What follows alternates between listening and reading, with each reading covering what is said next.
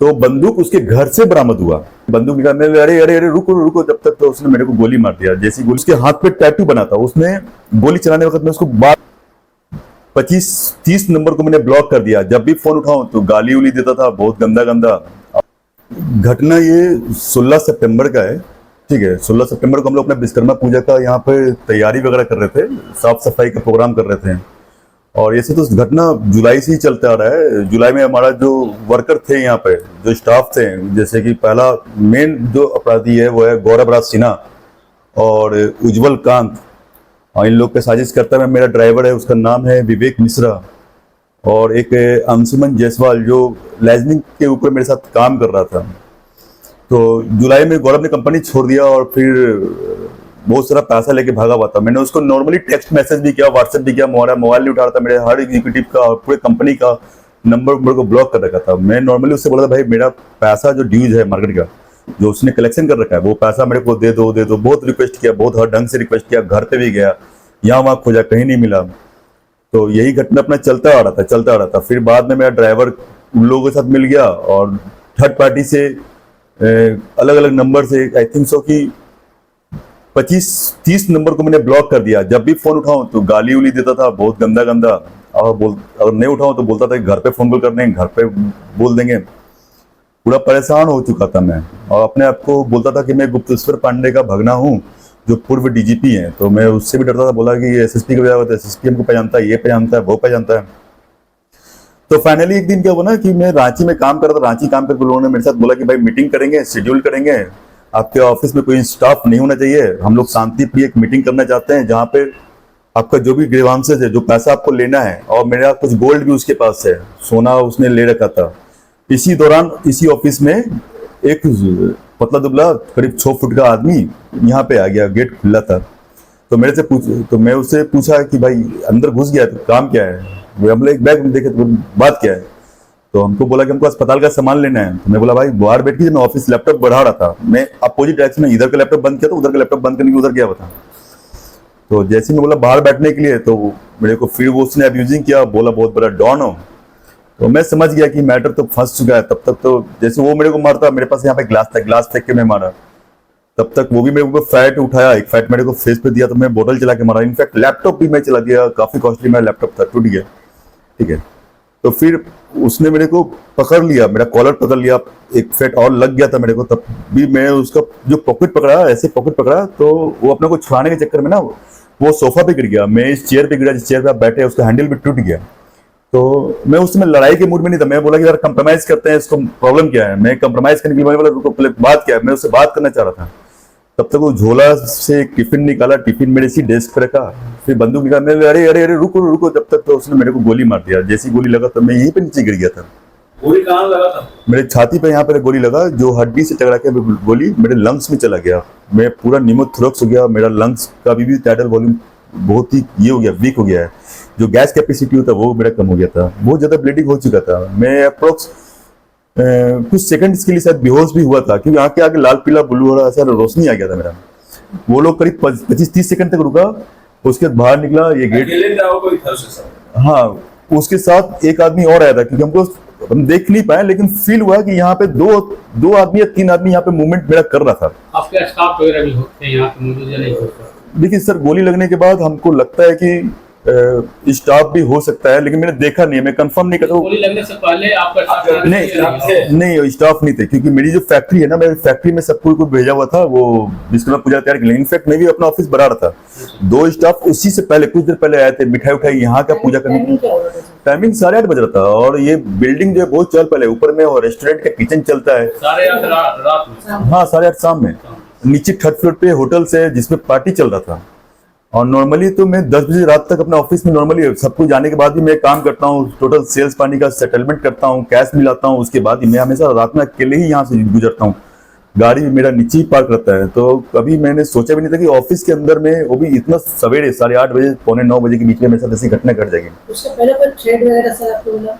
Thread बहुत आ रहा था, थ्रेड इतना आ रहा था। तो मैं गया पत्रकार नगर थाना पे, हमको लगा कि मेरा थाना पत्रकार नगर थाना है। तो जब मैं गया तो वहाँ पे ललन सर से मुलाकात हुआ, जो सब इंस्पेक्टर है। तो ललन सर बोले कि थाना इंचार्ज रात भर गश्ती की है, तो अभी थोड़ा सा रेस्ट पोजीशन में है, तो क्या प्रॉब्लम है। तो मैंने ललन सर को सारा पोजीशन बताया। लेकिन ललन सर ना मेरे को एक रॉन्ग वे बताया कि भाई इसको आप एफआईआर करेंगे, क्योंकि मैं भी बहुत ज्यादा मोबाइल पर्सन हूँ, इधर उधर भटकता रहता हूँ। उन्होंने बोला कि आपका थाना भी चेंज हो गया, चित्रगुप्त नगर थाना चला गया। तो हमको लगा कि बोले कि चोर है, सबसे क्या कीजिएगा, आप बहुत ज्यादा कंप्लेंट दे दीजिए, सनादारी दीजिए। लेकिन काम क्या कि हमको लगा कि वो लोग बोले नंबर ब्लॉक कर दीजिए, बात मत कीजिए, ये मत कीजिए, जैसे समझाया तो मैं छोड़ दिया। फिर उसके बाद मैं एक थाना और गया, वो हमारे डॉक्टर साहब बोले कि वो थाना में मेरा जान पहचान है, क्योंकि थाना में सभी कोई जानते हैं थाना कैसे ट्रीट करते हैं ये सब चीज़ों को लेकर। तो वो थाना था आपको अगमकुआं थाना। तो वो थाना इंचार्ज या जो भी इंस्पेक्टर थे हम नहीं जानते हैं, वो मेरे ऑफिस आए, मेरे से पूरा बयान लिए, बोले कि सारी चीज़ों को पेपर पे लिख के देने के लिए। मैं सारा चीज़ों को पेपर पे लिखा, 5 पन्ना का पेपर लिखा, फिर जाकर जमा करने गए तो बोले कि 5 पेपर का सना नहीं होता, 1 पेपर का सना होता है।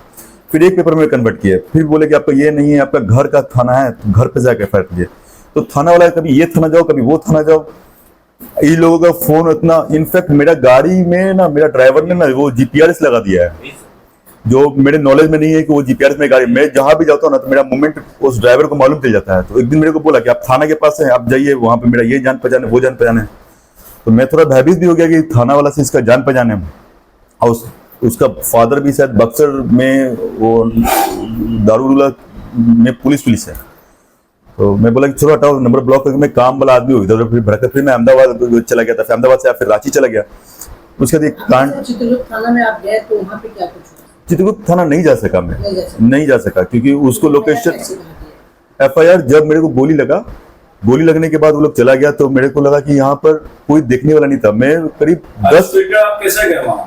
10 मिनट तक मैं यहीं पे पड़ा रहा। मैं जोर से चिल्ला भी रहा था, हल्का फुल्का। मेरा चिल्लाने का भी मैंने घर पे फोन कॉल किया, अपने फैमिलीज को फोन कॉल किया, बोले यार वो लोगों को समझ में नहीं आता मेरे को गोली लग रहा है, कोई आके मेरे को मार पीट के चला गया। तो फिर फाइनली हम बोले कि अब हम उठ नहीं पाएंगे, यहाँ पे लेटे लेटे मर जाऊंगा मैं, ब्लीडिंग बहुत ज्यादा हो चुका था।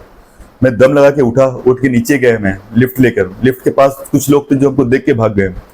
लेकिन मैं जैसे ही होटल वाला रास्ता पार करके रोड पे आया तो नहीं कंट्रोल कर पाया, फिर फाइनली गिर गया, मैं रोड पे ही गिर गया। मैं एक अंडा का दुकान है, वहीं पे मैं अपने आप को फेल्ट कर गया। तब तक मेरे फैमिलीज, मेरे रिलेटिव्स, वो लोग आ गए, हमको कवर अप किए और हमको मेदांता हॉस्पिटल ले गए। मेदांता हॉस्पिटल में जब मैं एडमिट हुआ तो बहुत मुश्किल से एक गोली जो मेरा फंसा हुआ था मेरे लंग्स में, तो 3 दिन के बाद डॉक्टर तो उसके बाद ऑपरेट करके मेरे लंग्स से वो गोली को रिमूव किया, ठीक है। और उसी दौरान पुलिस ने मेरे से बयान भी लिया, मेरे को जब गोली लगा था कि घटना कैसे घटा। उन्होंने हर चीजों को एक्शन कर करके बताया कि ऐसे गोली चला, वैसे चला, चोर कैसे आया, आपकी लड़ाई कैसे हुई। मेरे पास उतना हिम्मत था कि मैं उस समय सारा घटना बताया, क्योंकि मेरा ऑक्सीजन लेवल भी बहुत डाउन हो चुका था, 82, 83 पे ऑक्सीजन था, मैं ऑक्सीजन लग चुका था मेरा, और ब्लीडिंग काफी हो चुका था। फिर उसके बाद मेरा ट्रीटमेंट हुआ, 3 दिन बाद मेरे बुलेट को रिमूव किया गया। लेकिन हमको आप मीडिया से एक इंसाफ चाहिए, ये कि मैंने जिस 4 लोग अभियुक्ता का नाम बताया, जिसमें गौरव राज सिन्हा, उज्जवल कांत, गौरव राज सिन्हा हॉस्पिटल केयर में एक सेल्स रिप्रेजेंटेटिव के पोस्ट पे था, जिसको मैं 75,000 का सैलरी देता था। उज्जवल कांत जिसका 20,000 का सैलरी था। अंशुमन जायसवाल ये कमीशन बेसिस पे था, और विवेक मिश्रा मेरा एक ड्राइवर था, जिसकी सैलरी 15,000 के करीब में थी। उसके बाद आपको अभी जेल में डाला गया, यहाँ पे सभी घटना आपको। उसके बाद पुलिस ने उन लोगों को पकड़ा रात 2 बजे। वो सारे लोग ड्रिंक करके एक साथ एक कमरा में थे। मेरा एक स्टाफ वहां पे छापा मरवाया, उस लोग जहाँ पे थे उन लोकेशन, पुलिस ने लोकेशन ट्रैक किया, उसको पकड़ के लेके आया। तो लोग सभी लोग दारू पिए हुए थे, हाँ। और उसके बाद थाना वाले रात 2 बजे पकड़ते हैं और सुबह 7 बजे छोड़ देते हैं, ठीक है। उसके बाद ये सारा एलिगेशन, जो शूटर मेरे को गोली मारा, उसके बाद पुलिस मेरे को डिस्चार्ज करवाया एज सुन कि आप ठीक हो गए, आप निकलिए, और मेरे को शूटर से मुलाकात करवाया। मैं शूटर से मिला तो शूटर को मैं नहीं पहचान पाया, इसलिए नहीं पहचान पाया कि उसके साथ हमारी लड़ाई हुई थी। तो उसके हाथ पे टैटू बना था, उसने गोली चलाने वक्त मैं उसको बार बार बोला रुको रुको, मैं 5 सेकंड तक उसको बोला रुको रुको रुको, लेकिन वो गोली मारा।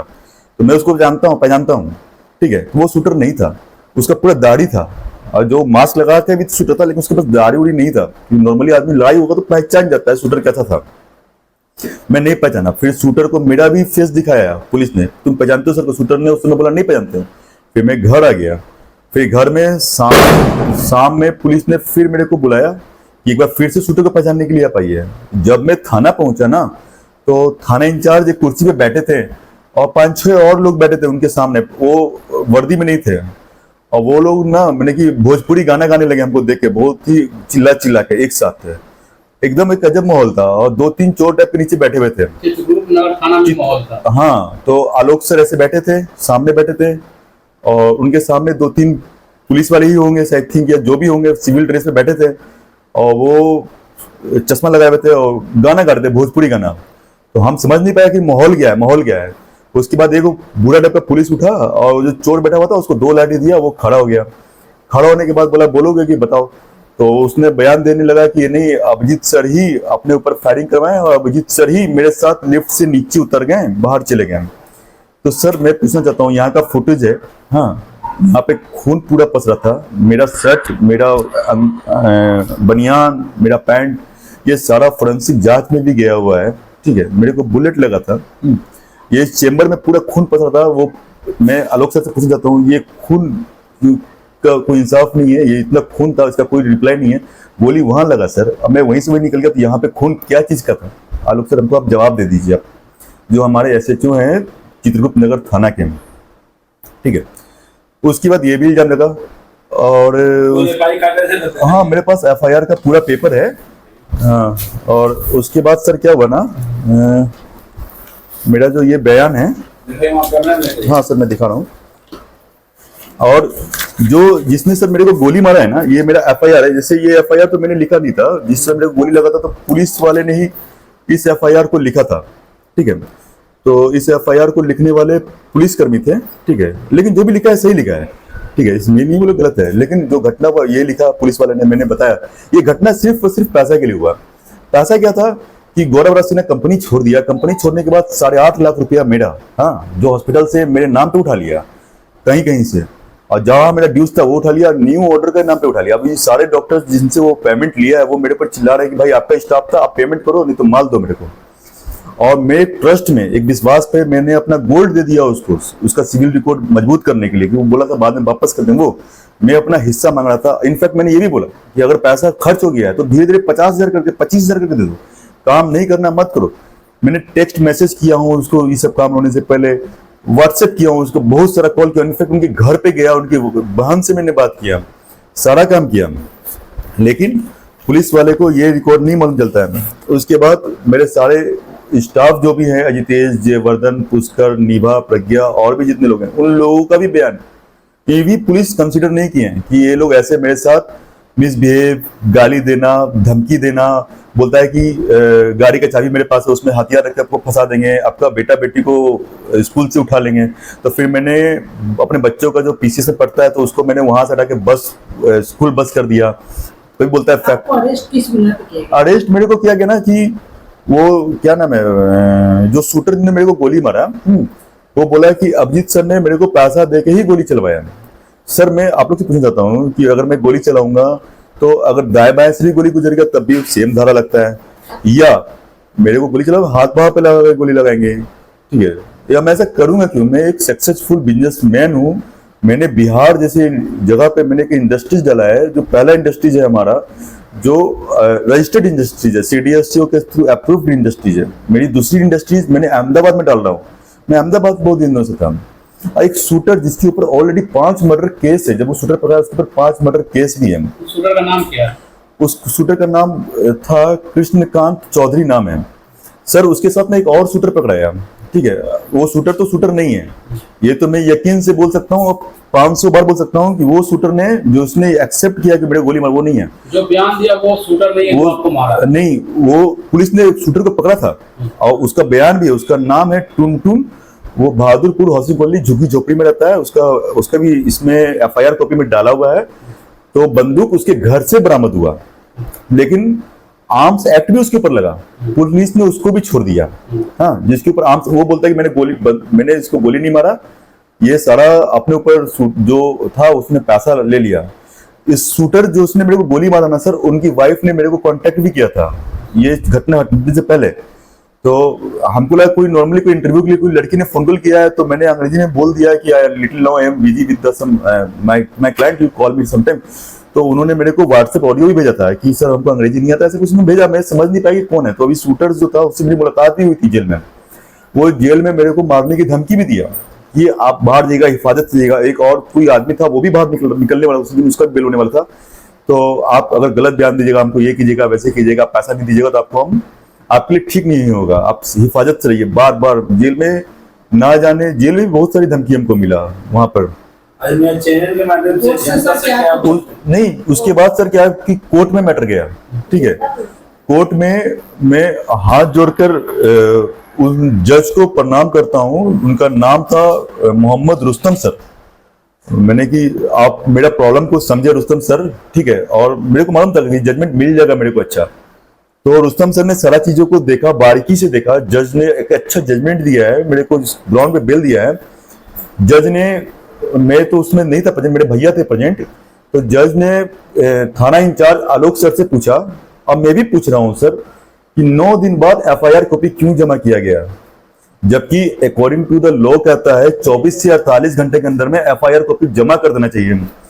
आई show you sir the judgement of our the court. ऐसे तो मेरा जो जजमेंट है वो टोटल 10 पेज का जजमेंट है, काफी बड़ा जजमेंट है, जिसमें जो हमारे एडवोकेट थे मिस्टर जनार्दन सर, ठीक है, और ये जो है मोहम्मद रुस्तम सर हमारे जज थे, ठीक है। तो इन्होंने ना थाना इंचार्ज ने मेरे पर वो हाफ मर्डर का केस भी लोड कर दिया, ठीक है। तो जज ने पूछा कि इंसान अगर सुसाइड करता है या खुद से गोली भी चलाता है तो उस पर हाफ मर्डर का केस नहीं लगता है। तो मैं थाना में बोला था कि सर मैं आपका पोस्ट का रिस्पेक्ट करता हूँ, उन्होंने मेरे साथ अभद्र व्यवहार भी किया था, मेरे को गोली लगा हुआ था, मेरा 5 पसली टूटा हुआ था, उन्होंने मेरे पे लाठी चला दिया, और मेरे को जेल भी डाल दिया। तो पूरा बयान नहीं, में 15 नंबर पॉइंट है, ये ऑनलाइन ये जजमेंट है। तो जज ने पूछा एक इनोसेंट आदमी पर धारा 307 आपने लगा दिया, 9 दिन बाद रिपोर्ट दिया। इतना गंभीर सड़िंग आरोप लगा हुआ था उस चारों अभियुक्ता पर, ठीक है, हाफ मर्डर का, जिसको पुलिस ने रात में पकड़ा 2 बजे और सुबह 7 बजे छोड़ दिया एक पीआर बॉन्ड पे। इनको कुछ एविडेंस नहीं मिला। सर कि इसमें पुलिस की मिली भगत है अपराधियों के साथ। मैडम मैं ये नहीं बोल रहा हूँ, आपके चैनल के माध्यम से मैं सभी से पूछना चाहता हूँ कि ये पुलिस ने मेरे साथ सही किया, मेरे छवि को बर्बाद करने का प्रयास किया, ये पुलिस का एक सही काम है। एक नॉर्मल आदमी को, एक व्यापारी को, अब तो व्यापारी इसी कारण बिहार छोड़ छोड़ के भाग जा रहा है। मैं भी बाहर था सर, मैं बैंगलोर में जॉब कर रहा था, बाहर चाइना में भी काम किया हूँ मैं, ठीक है। तो फिर से मेरा इच्छा करेगा कि यहाँ पे मैं अपने बिजनेस को स्टेबल करूँ, मैं अपने फैक्ट्री को चलाऊं। जो शूटर मेरे को मारा है, जेल में धमकी दी, अभी मैं घूम रहा हूँ, तो वो फिर से मेरे ऊपर एक्शन लेगा। जेल होने के बाद आपको कोई कॉल आया जिसमें धमकी भरा? नहीं सर, मेरा फोन अभी तक कोर्ट में जब्त है, मेरे पास कोई फोन कॉल नहीं है। सुरक्षा की मांग की नहीं की? सुरक्षा की मांग अभी तक नहीं हो पाया है, ठीक है। और मेरा डायरी, मेरा पेन ड्राइव, मेरा लैपटॉप, मेरा मोबाइल, मेरा ऑफिस का हार्ड डिस्क, ये सारा थाना में जमा है। मेरा व्यापार अभी ठप पड़ा है, मेरे पास क्लाइंट का कोई डिटेल्स नहीं मिल पा रहा है। थाना क्यों जॉब किया हुआ बताया नहीं, और उसका सीजर लिस्ट में कुछ भी नाम भी नहीं है। तो जब आता तो कोर्ट में जाता, कोर्ट में सिर्फ और सिर्फ मेरा मोबाइल जब्त है, और यहाँ से मेरा लैपटॉप, मेरा डायरीज और मेरा पेन ड्राइव और मेरा पूरा सिस्टम का हार्ड। बेल के लिए पटिशन चल रहा है, शायद पता नहीं, वो मेरे एडवोकेट बता पाएंगे कि मेरा मोबाइल अभी तक हमको नहीं मिला। तो मैं अभी सेकंड जनार्दन राय सर मेरा अभी केस को देख रहे हैं। अच्छा, ऑफिस में आपका कार्यालय में सीसीटीवी कैमरा था या नहीं? सर सीसीटीवी कैमरा भी था मेरे ऑफिस में, ठीक है, और आपके सामने आगे पीछे भी मेरा कैमरा लगा हुआ है। तो मेरा एक कंसर्न ये है, ये भी आप थैंक यू, आपने मेरे को पूछ के हमको याद दिला दिया। उनका कहना है कि सीसीटीवी कैमरा जो है यहाँ से, देखिए सर ये गायब हो चुका है, ठीक है, ये टूटा हुआ था, ठीक है, ये टूटा हुआ है, तो चोर ले गया, ठीक है। तो ये देखिए सर, ये सारा का सारा ना ये खुला हुआ है प्लग, ठीक है, ये सारा प्लग खुला हुआ है। तो मेरा सेकंड क्वेश्चन ये है कि मेरा सेकंड क्वेश्चन ये है सर कि जो सीसीटीवी कैमरा लगाया था वो बोला कि 2-4-5 मिनट में ये प्लग नहीं खुल सकता, इसको खोलने के लिए कम से कम 15 से 20 मिनट चाहिए, ठीक है। तो चोर ने इतना देर नहीं, 15-20 मिनट में आई थिंक सो कि मैं तो नीचे उतर चुका था, ठीक है, ऑफिस मेरा खुला था, पुलिस यहाँ पे आया था। और जिस तरह का पुलिस का मिसबिहेव मेरे ऊपर है, ठीक है, और सभी और जो जिसने किया, जैसे कि लैपटॉप लेके चला गया, हार्ड डिस्क लेके चले गए, वो पेन ड्राइव लेके चले गए, मेरा ऑफिस का सारा डॉक्यूमेंटेशन मेरा डायरी तक लेके चले गए। मेरा शक 100% पुलिस के ऊपर है। ये सीसीटीवी कैमरा कोई और नहीं गायब करवाया, ये पुलिस गायब करवाया है। और क्या हुआ है कि बंदूक बरामद हो गया, चोर बरामद हो गया, जिसने गोली मारा वो बरामद हो गया, जिसने बंदूक मुहैया कराया वो बरामद हो गया, जिस स्कूटी से वो लोग क्लेम करते हैं पुलिस इस स्कूटी से वो आए थे वो बरामद हो गया। तो चोर के पास मेरा सीसीटीवी कैमरा बरामद नहीं हुआ सर। हाँ, अगर नहीं बरामद हुआ तो उनका काम है खोजना। अभी भी मेरा ड्राइवर फरार है, लेकिन ड्राइवर का सारा रिकॉर्डिंग जो मेरा कम्युनिकेशन हुआ, मेरे को गाली दिया या मैं उससे जो बात किया, वो कम्युनिकेशन पुलिस के पास आ जा रहा है। हाँ, मेरा रिकॉर्डिंग ड्राइवर शेयर कर रहा है सर पुलिस को, बात समझिएगा। और पुलिस बोलता है कि ड्राइवर फरार है। ये पॉसिबिलिटीज है। इसमें मिली भगत पुलिस, इसमें सर मैं नहीं बोलूंगा कि पुलिस की मिली भगत है। मैं आज भी रिस्पेक्ट करता हूँ। मैं विदाउट हेलमेट गाड़ी चलाता हूँ, मैं बिना बेल्ट लगाए गाड़ी, मैं कानून का बहुत रिस्पेक्ट करता हूँ।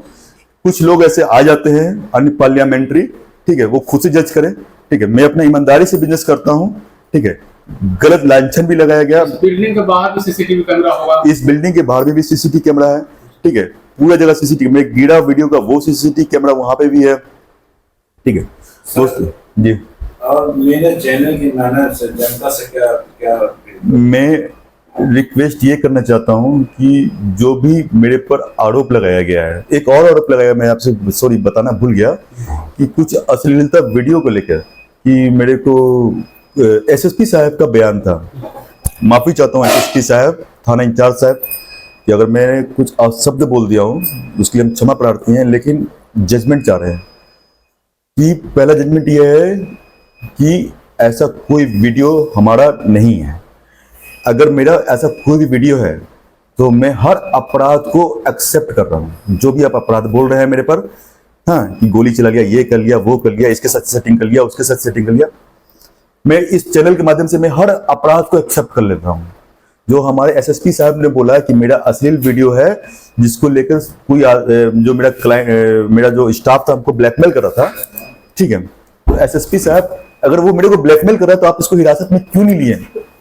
मैं आपसे ये पूछ रहा हूँ। मिश्रा सर है एसएसपी हमारे, मैं ये पूछ रहा हूँ सर, जिसने मेरे को ब्लैकमेल किया उसको आप हिरासत में अभी तक क्यों नहीं लिए? और मैं एक चीज पूरा होशो हवास में बोल रहा हूँ, आपने वो वीडियो देखा है? ऐसा कोई वीडियो हमारा है? अगर आपने देखा है और ऐसा कोई वीडियो हमारा तनिक एक क्षण का भी अगर ऐसा कोई वीडियो अगर है, एक सेकंड का भी वीडियो है, तो मैं अपना सारा अपराध को स्वीकार करता हूं।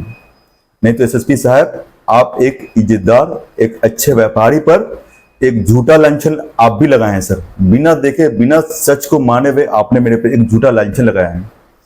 बहुत पहले तो मन किया जैसे कि ये सारा चीज ना गंदा हमको ये लगा, अश्लीलता ये वो, कि आदमी इस प्रेशर में आदमी सारा सुसाइड कर ले सर, इतना गंदगी लगा।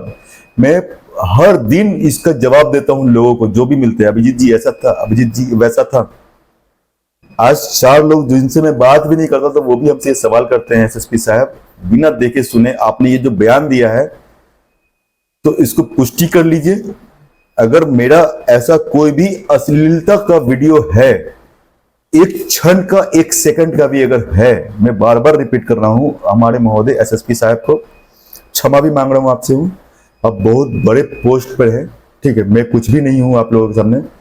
लोगों ने हमको बोला कि आपने बिजनेस किया, एसएसपी डीजीपी इन लोगों से रिलेशन नहीं बना पाया। नहीं चाहिए था हमको आप लोगों से रिलेशन, नॉर्मल व्यापारी हूं साहब, नॉर्मल काम करता हूं, नहीं चाहिए आप लोगों से रिलेशन हमको, ठीक है।